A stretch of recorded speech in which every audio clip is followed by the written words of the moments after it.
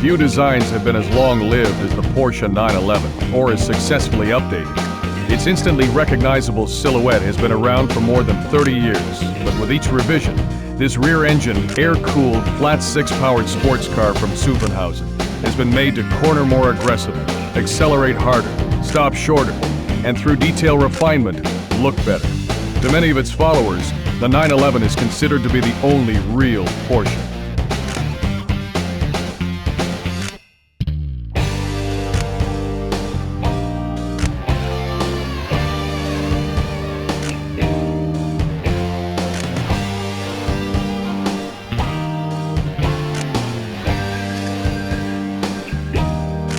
Long heralded as America's sports car, the ZR1 is the most powerful production Corvette ever made, foregoing the standard pushrod V8 for one with 4 cams, 32 valves, and 405 horsepower.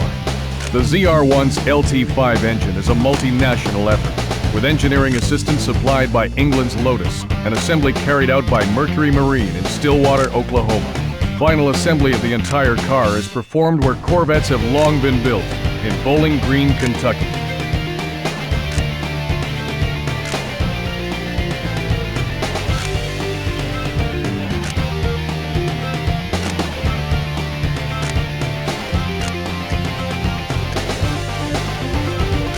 Whisked from car show sweetheart to production vehicle in just 3 years, the Viper has put Chrysler back on the supercar map in bold block lettering. The approach is brute force rather than finesse, as the Viper is really a car built around its engine, a thundering 400 horsepower 8-liter pushrod V10. Pampering its driver is not part of the equation. The Viper has side curtains instead of roll-up windows, a rudimentary fabric top, and just the basic controls and gauges.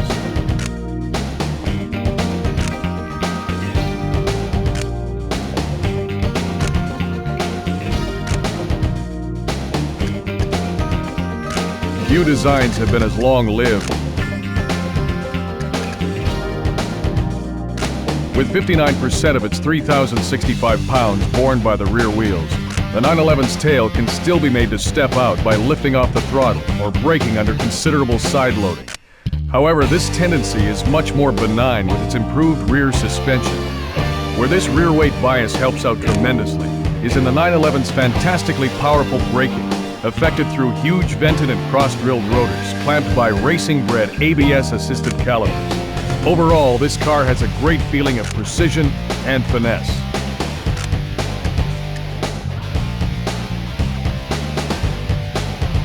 Carrying 200 pounds more than a standard Corvette and wearing wider tires, the ZR1 is a little less nimble, but more than makes up for this in sheer power and speed. The ZR1 attained an honest 178 miles per hour in our latest road and track top speed test, which places it a solid third in this group of sports cars. Drag strip launches are uneventful and easily repeatable, making it child's play to get 0 to 60 clockings in the 5-second range all day long. And the big V8's power band is so broad that you seldom have to worry about being in the wrong gear.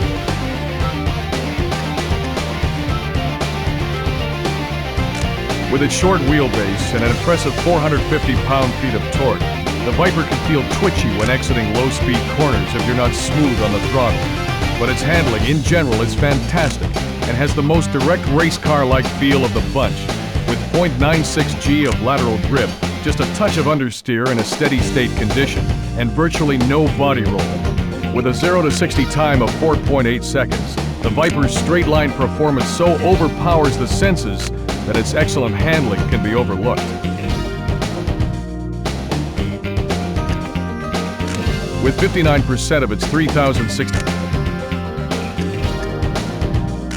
As Ferdinand Porsche was commissioned to design the Volkswagen Beetle well before World War II, it's not surprising that the original Porsche 911 showed aspects of its design, from its rear-mounted air-cooled engine to its torsion bar springs.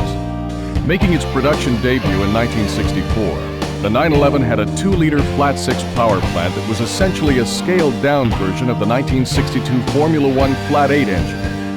It wasn't until almost a decade later that Porsche introduced its Carrera, an appellation that signified its most powerful model that originated from the grueling Mexican Carrera Panamericana road race.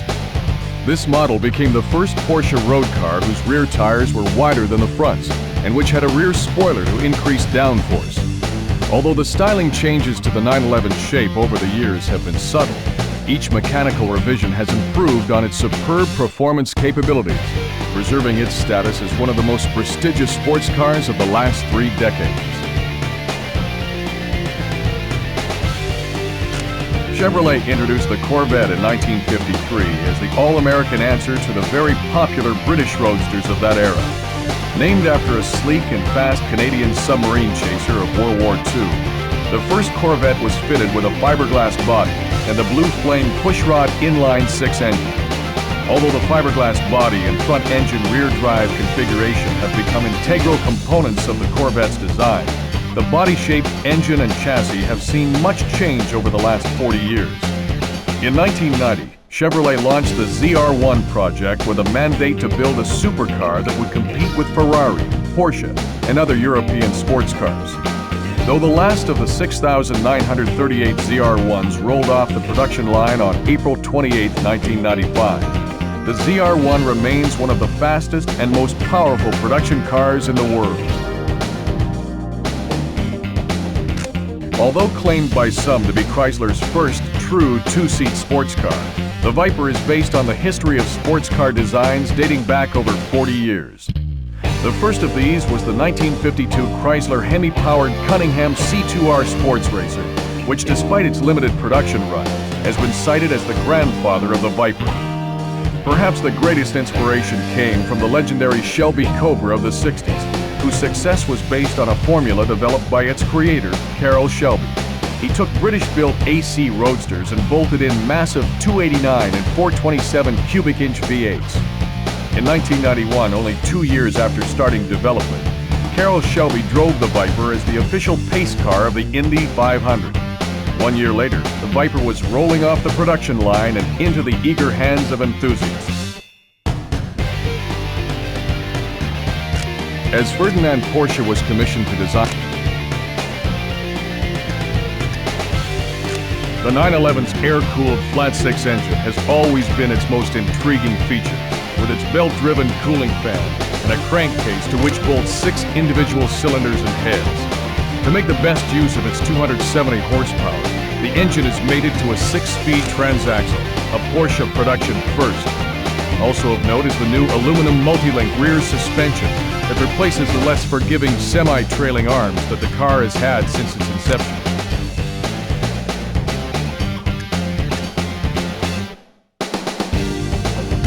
The Corvette's structure is unusual, with fiberglass panels that are bonded to a skeletal steel frame. This structure exhibits some flex, which takes away from the feel of precision, but tires, brakes, and suspension geometry are all so good that this is more of a subjective demerit than anything else. The ZR1's 6-speed transmission has an extremely tall top gear for relaxed cruising, and cockpit adjustable suspension damping makes those longer journeys more comfortable.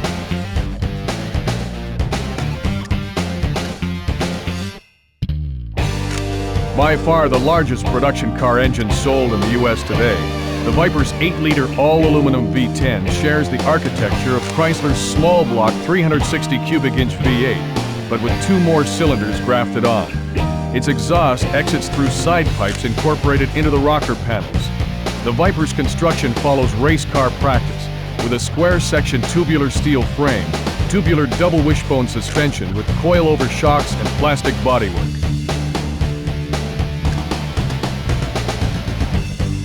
The 911's air-cooled flat.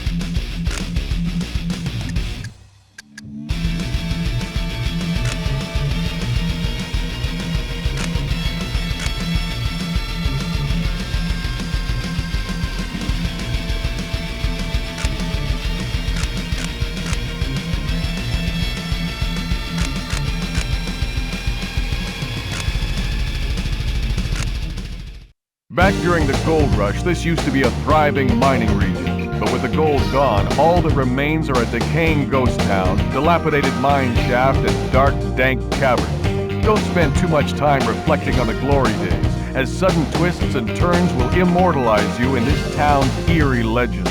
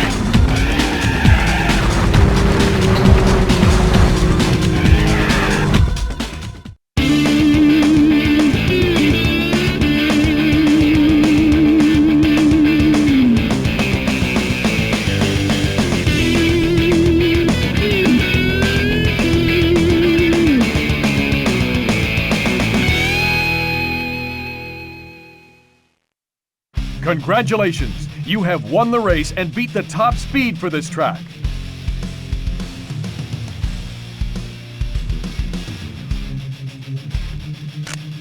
You've got a top 10 time and the top speed for this track.